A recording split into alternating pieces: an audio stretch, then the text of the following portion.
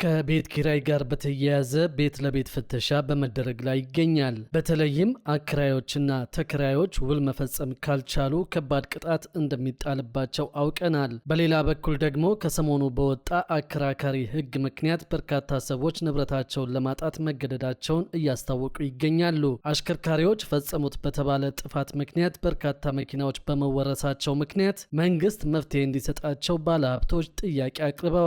የቤት ኪራይ፣ የመኪና ውርስ፣ የመሬትና ሌሎች አዳዲስ መረጃዎችን አንድ በአንድ ወደ እናንተ እናደርሳለን። እስከ መጨረሻው አብራችሁን ቆዩ።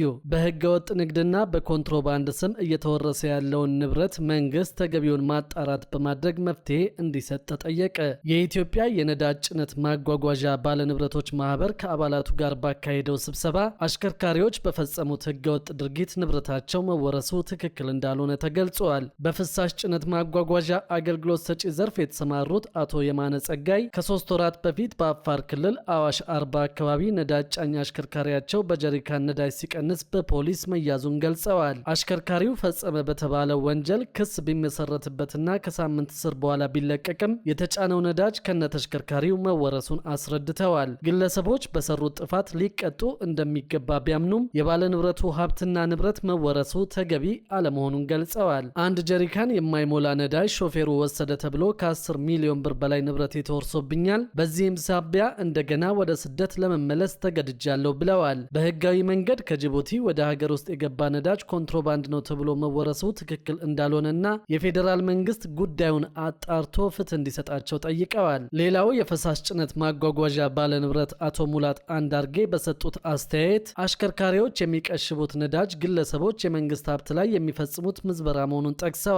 ይሁን እንጂ ተጠያቂ መሆን ያለባቸው ራሳቸው አሽከርካሪዎች ብቻ እንደሆኑ የተቀሸበውን መጠን በኤግዚቢትነት ይዞ ክስ መመስረት እንጂ ሙሉ ንብረቱ መወረስ የለበትም ሲሉ ቅሬታቸውን አሰምተዋል። በቀረበው ቅሬታ ዙሪያ የአፋር ክልል ምላሽን ለማግኘት የተደረገው ጥረት ለጊዜው አልተሳካም። ጉዳዩ ይመለከታቸዋል የተባሉት በአፋር ክልል አዋሽ አርባ ዞን አስተዳደር ኃላፊ አቶ ሁሴን መሐመድ በተደጋጋሚ ጊዜ ስልክ ቢደወልላቸው ምላሽ ማግኘት አልተቻለም። ኃላፊው ለስብሰባ ወጣው ትራንስፖርት ላይ መሆናቸውን ገልጸው ከደቂቃዎች በኋላ እንዲደወልላቸው በመናገራቸው እንደገና በተደጋጋሚ ቢደወልላቸውም ስልካቸው ሊነሳ አልቻለም። በሌላ በኩል የኢትዮጵያ የፈሳሽ ጭነት ማጓጓዣ ባለንብረቶች ማህበር ወቅቱን ያገናዘበ የታሪፍ ማሻሻያ እንዲደረግ ጠይቋል። የማህበሩ ፕሬዝዳንት አቶ ጸጋ አስማረ አሁን ያለውን የመለዋወጫ ዋጋና የኑሮ ውድነትን ታሳቢ ያደረገ አዲስ የታሪፍ ማሻሻያ እንዲደረግ መጠየቃቸውን ገልጸዋል። የንግድና ቀጠናዊ ትስስር ሚኒስቴር ጥያቄውን አስመልክቶ በ2 ሳምንት ውስጥ ምላሽ እንዲሰጣቸው የማህበሩ አባላት ስምምነት ላይ መድረሳቸው ተገልጿል።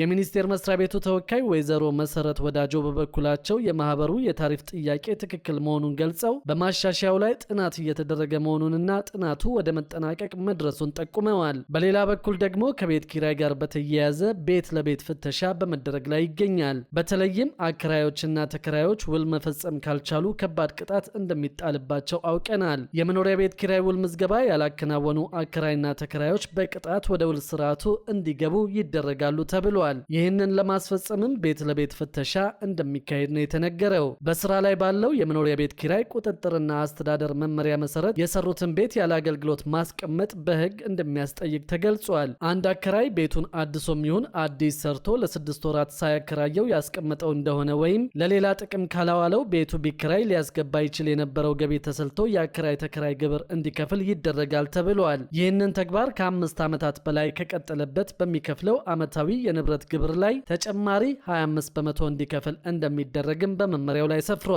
ይህ ግን በንብረት ላይ የመወሰን መብትን አያሳጣም የሚል ጥያቄንም አስነስቷል። ብዙዎች ቤት ለማግኘት በሚቸገሩበት ሀገር ላይ ቤትን ሰርቶ እንዲሁ ማስቀመጥ መብት መሆን የለበትም፣ ከዚህ ይልቅ የቤት አከራዮችን ቤት የማግኘት መብት ያጣበበ ነው ሲሉ የህግ ባለሙያ የሆኑት አቶ ጥጋቡ ደሳለኝ ተናግረዋል። የህግ ባለሙያው ይሄኛው የመመሪያው ክፍል በቤቶች ልማትና አስተዳደር ቢሮ በኩል ተለይቶ ጥብቅ ቁጥጥር ሊደረግበት የሚገባ ነው የሚል ሐሳብም አላቸው። ከዚሁ ጎን ለጎን አከራይና ተከራይን ለማስተዳደር የወጣው መመሪያ ስለመጣሱ በማስረጃ አረጋግጦ የሚያቀርብልኝ ካለ ጥብቅ የሆነ ህጋዊና አስተዳደራዊ እርምጃ ወስዳለሁ ሲል የአዲስ አበባ የቤቶች ልማትና አስተዳደር ቢሮ ተናግረዋል። ቢሮ ምንም እንኳን የ2019 ዓ.ም የቤት ኪራይ ዋጋ መጨመር ያለበት ምን ያህል እንደሆነ በመወሰን የውል ምዝገባና እድሳት ላይ ቢሆንም አንዳንድ አከራዮች ህጉን እየጣሱት እንደሆነ ጥቆማ እየደረሰኝ ነው ብለዋል። በተለይም ቤቱን ለራስ የፈልገዋለው ልቀቁልኝ የሚሉ አከራዮች ተበራክተዋል ያለው ቢሮ የቀደመውን ተከራይ አስወጥተው በራሳቸው ከፍ ያለ ዋጋ በመጨመር በዚያ ላይ መንግስት የወሰነውን የ11.5 በመቶ ጭማሪ የሚያደርጉ እንዳሉ መረዳቱንም ጠቅሷል። በቤት ኪራይ ቁጥጥር ዙሪያም አስተዳደሩ ህጉ ከፈቀደው የኪራይ ተመን በላይ ቤት አከራዮችና ተከራዮች መካከል በድብቅ የሚደረጉ የጎንዮሽ ስምምነቶችን በጥብቅ ከልክሏል። ህጉን በመጣስ ድብቅ ስምምነት የሚያደርጉ ሁለቱም ወገኖች ህጋዊ ተጠያቂነት የሚጠብቃቸው ሲሆን ማንኛውም የቤት ኪራይ ውል መንግስት ባወጣው ወጥ የውል ስምምነት መሰረት በህጋዊ መንገድ መመዝገብ እንዳለበት ተገልጿል። መንግስት ላለፉት 2 ዓመታት በእነዚህ ህገወጥ የጎንዮሽ ስምምነቶች ላይ ጥብቅ ቁጥጥር ሲያደርግ የቆየ ሲሆን ዓመታዊ የኪራይ ማስተካከያ የሚደረገውም በህግ በይፋ በተመዘገቡት ውሎች ላይ ብቻ ተመስርቶ እንደሚሆን ተገልጿል። በሌላ በኩል ደግሞ ታጥረው የተቀመጡ መሬቶች ላይ በቅርቡ እርምጃ መውሰድ እንደሚጀምር መንግስት አስታውቋል። የአዲስ አበባ ከተማ አስተዳደር ከንቲባ አዳነች አቤቤ በ2018 በጀት ዓመት አፈጻጸም ግምገማ ማጠቃለያ መድረክ ላይ እንደገለጹት ታጥረው ያለምንም አገልግሎት በተቀመጡ መሬቶች ላይ አስፈላጊውን ማጣራት ተደርጎ በሚቀጥሉት 2 ወራት ውስጥ ጥብቅ እርምጃ ይወሰዳል ብለዋል። ከንቲባዋ አዲስ አበባ መሬት ታጥሮ የሚቀመጥባት ከተማ እንዳልሆነችና ቀደም ሲል የተደረሰውን መግባባት ጥሰው አጥራጥረው የሚያስቀምጡ አካላት ምንም አይነት ተጨማሪ እድል እንደማይሰጣቸው ገልጸዋል። በተጨማሪም የከተማዋን ሰላምና ደህንነት ለማስከበር የተከናወኑ ማህበረሰብ አቀፍ ስራዎች ውጤታማ እንደነበሩና በርካታ ሀገር አቀፍና ዓለም አቀፍ ኩነቶች በሰላም እንዲጠናቀቁ ማስቻላቸውን ተናግረዋል። በሌላ በኩል የከተማዋን የገቢ አሰባሰብ ለማዘመን በተሰራው ስራ የአዲስ አበባ ገቢዎች ቢሮ በአፍሪካ መልካም አሰራር አላቸው ከተባሉ 6 ከተሞች መካከል አንደኛ መውጣቱ ከአፍሪካ ኢኮኖሚክ ኮሚሽን ጥናት መረጋገጡን ከንቲባዋ ይፋ አድርገዋል። በጤናው ዘርፍም የባለሙያዎች ስነ ምግባር መሻሻሉንና ባለፉት 5 ዓመታት የተከናወኑ የጤናና የመሰረተ ልማት ስራዎች ከዚህ ቀደም ከተሰሩት ጋር ሲነጻጸሩ በእጥፍ እንደሚበልጡ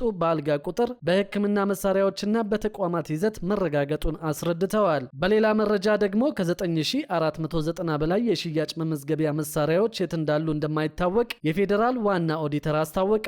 የፌዴራል ዋና ኦዲተር መስሪያ ቤት በገቢዎች ሚኒስቴር የታክስ ኦዲት አሰራር ስርዓት አተገባበርና አፈጻጸም ውጤታማነት ላይ ባከናወነው የኦዲት ሪፖርት ሚኒስቴር መስሪያ ቤቱ 9497 የሽያጭ መመዝገቢያ መሳሪያዎች ያሉበትን ሁኔታ እንደማያውቅ ተገልጿል። የኦዲት ሪፖርት ሰነድ ላይ እንደሰፈረው ከ2015 እስከ 2018 በጀት ዓመት አንደኛ ሩብ ዓመት ድረስ ባለው ጊዜ ውስጥ 165852 የሽያጭ መመዝገቢያዎች ነበሩ።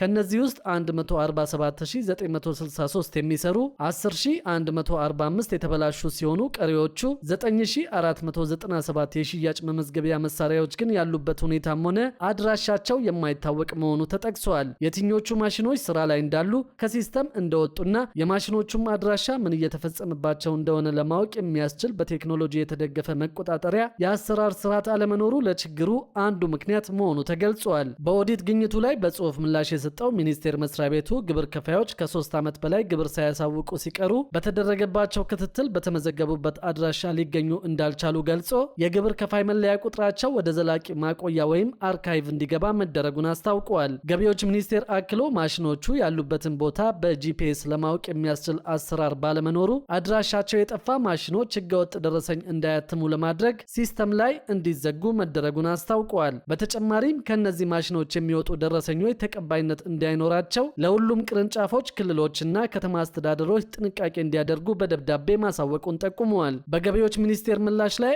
አስተያየት የሰጠው የፌዴራል ዋና ኦዲተር መስሪያ ቤት የተመዘገቡ ግብር ከፋዮች ህገወጥ ደረሰኝ የሚጠቀሙ ያለ ደረሰኝ የሚሸጡና ዜሮ ሪፖርት የሚያቀርቡ ድርጅቶችን ለመከላከል የሚያስችል ዘመናዊ የቁጥጥርና አሰራር ስርዓት አለመዘርጋቱ በኦዲት ለታዩ ክፍተቶች ምክንያት መሆኑን ጠቅሷል። በዚህም የግብር ከፋዮችን የስራ እንቅስቃሴ አስመልክቶ የሚሰበሰቡ መረጃዎች በተቀናጀ መልኩ ለግብር አወሳሰን በቅርንጫፍ ጽህፈት ቤቶች ጥቅም ላይ እንዲውል አለመደረጉና የሽያጭ መመዝገቢያ ማሽኖች ዕለታዊ የግብይት መረጃዎች ወደ መረጃ ቋት የማይላኩ በመሆኑ የገቢ ስወራ እንዲበራከት ሊያደርግ ይችላል ሲል ማሳሰቡ በሪፖርቱ ተገልጿል። በሌላ በኩል ደግሞ በገርጂ፣ በቱሉ ዲምቱ፣ በገላንጉራ፣ በአቃቂ ቃሊቲና በንፋስ ስልክ ላፍቶ የሚገነቡ ቤቶች ለዕጣ ዝግጁ መሆናቸው ታውቀዋል። ይህም ለዓመታት ገንዘባቸውን ሲቆጥቡ ለነበሩ የኮንዶሚኒየም ቆጣቢዎች የሚተላለፍ በመሆኑ ትልቅ እፎይታን የሚሰጥ መሆኑን ሰምተናል። በዘንድሮ በጀት ዓመት ለመገንባት ከታቀዱት ቤቶች ውስጥ ከ100 ሺህ በላይ ቤቶች ግንባታ እየተፋጠነ እንደሚገኝ የከተማዋ ከንቲባ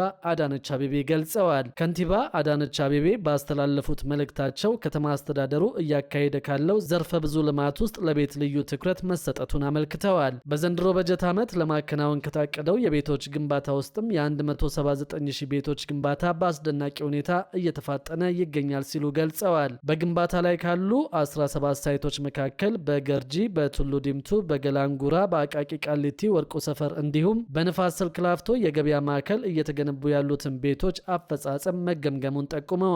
ግምገማ የተደረገባቸው ሳይቶች ፕሮጀክቶች ከተጀመሩ እስከ 9 ወር ቢሆንም ቀንና ማታ ያለማቋረጥ በመስራት እጅግ ትጉ በሆኑ ኮንትራክተሮች፣ ማህበራት፣ አማካሪዎች፣ ትጉ አመራሮችና በዘመናዊ ቴክኖሎጂ በመታገዝ በአሁኑ ወቅት አበረታች ደረጃ ላይ መድረሳቸውን ገልጸዋል። በሳይቶቹ ከ200,000 በላይ ለሚሆኑ ዜጎች የስራ ዕድል መፈጠሩንና በርካታ ኮንትራክተሮችና ማህበራት በአዲስ የስራ ተነሳሽነትና በትጋት እየሰሩ ይገኛሉ ነው ያሉት። ከቤት ልማት ጋር በተያያዘ በአሁኑ ወቅት በመንግስትና በግል ባለሀብቶች አማካኝነት 179,000 የመኖሪያ ቤቶች እየተገነቡ መሆኑን የተገለጸው ባለፉት አስተዳደሮች ተጀምረው የፍሳሽ፣ የውሃ፣ የኤሌክትሪክና የመንገድ መሰረተ ልማት ሳይሟላላቸው ከ30 እስከ 40 በመቶ ብቻ ተጠናቀው የተተዉ 1400 የሚጠጉ ቤቶችን ለማጠናቀቅ አስተዳደሩ 5 ቢሊዮን ብር በቦንድ ብድር በመውሰድ መሰረተ ልማቶችን እያሟላ መሆኑን ባለስልጣናት አስረድተዋል። የከተማ አስተዳደሩ ትኩረት የቤቶቹ ግንባታ ፍጥነት ላይ ብቻ ሳይሆን ከቤት አቅርቦት የዘለለ በተሻሻለ ዲዛይን ጤናማ፣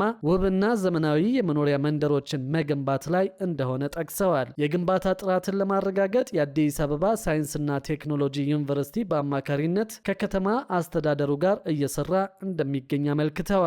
እየተገነቡ ካሉት ቤቶች ውስጥ 70 ሺዎቹ በከተማው በጀት የሚገነቡ ሲሆን የተቀሩት ቤቶች ደግሞ የሚገነቡት በመንግስትና የግል አጋርነት መሆኑ ተጠቁመዋል። ቀደም ሲል እንደዚህ አይነት ሰፊ የቤት ልማት አይደለም በከተማው በጀትና በአንድ ዓመት ቀርቶ በተለመደው የባንክ ብድር እንኳን በየዓመቱ 100,000 ቤት ተሰርቶ ቢሆን ዛሬ በሚሊዮኖች ተመዝግበው ለረጅም ዓመታት እስከ ዛሬ የሚጠባበቁና ከ60 ቢሊዮን ብር በላይ የኮንዶሚኒየም የቦንድ ዕዳ ተረክበን ለመክፈልና ለማስተናገድ ባልተገደድን ነበር ብለዋል።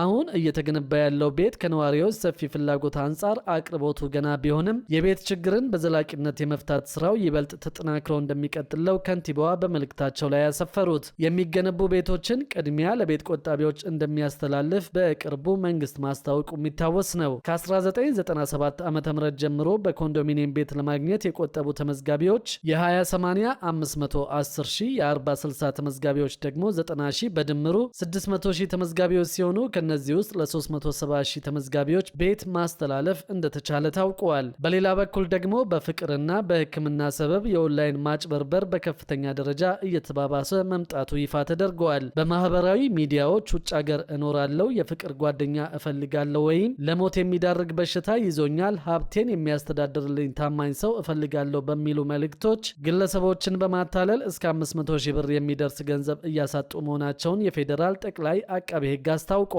በፍትህ ሚኒስቴር የፌዴራል ጠቅላይ አቃቤ ሕግ የተደራጁና ድንበር ተሻጋሪ ወንጀሎች ዳይሬክቶሬት ዳይሬክተር ወይዘሮ እጣወርቅ ተስፋዬ አጭበርባሪዎቹ ፌስቡክ፣ ዋትስአፕ እና ቴሌግራምን በመጠቀም የውሸት ማንነትን በመፍጠር ተጎጂዎችን ያጠምዳሉ ብለዋል። ሀብታም ነኝ፣ ከሁሉም አንተን ወይም አንቺን መርጫለሁ የሚሉ መልእክቶችም ከሚጠቀሙባቸው የማጭበርበሪያ ስልቶች መካከል ናቸው ብለዋል። ከተጎጂዎች ጋር ግንኙነታቸውን ካጠናከሩ በኋላ ሌላ ሰው በተለየ ስልክ ቁጥር በመደወል የላክነው ዕቃ ጉምሩክ ደርሷል፣ ነገር ግን ዶላር ወይም ወርቅ ስላለበት ክፍያ ያስፈልጋል በማለት የታሸገ ዕቃ ፎቶ በመላክ ገንዘብ እንዲልኩ እንደሚያደርጉ ተገልጿል። በዚህ ሂደት ከ500,000 እና ከዚያ በላይ ገንዘብ ሰዎች እንደሚጭበረበሩ ኃላፊው አመልክተዋል። ወይዘሮ ጣወርቅ የማህበራዊ ሚዲያ ተጠቃሚዎች ከሁሉም ሰው እኔ ለምን ተመረጥኩና ለስጦታ እንዴት ክፍያ ይጠየቃል የሚሉ ጥያቄዎችን ራሳቸውን በመጠየቅ ከመሰል ማጭበርበሮች እንዲጠነቀቁ አሳስበዋል። የኦንላይን ማጭበርበር ወንጀል እየተስፋፋ ሲሆን ባለፈው የበጀት ዓመት ብቻ ከ100,000 ብር በላይ ጉዳት ያስከተሉ ከ80 በላይ ዋና ዋና የክስ መዝገቦች በፌዴራል አቃቤ ሕግ መመስረታቸው ተገልጿል።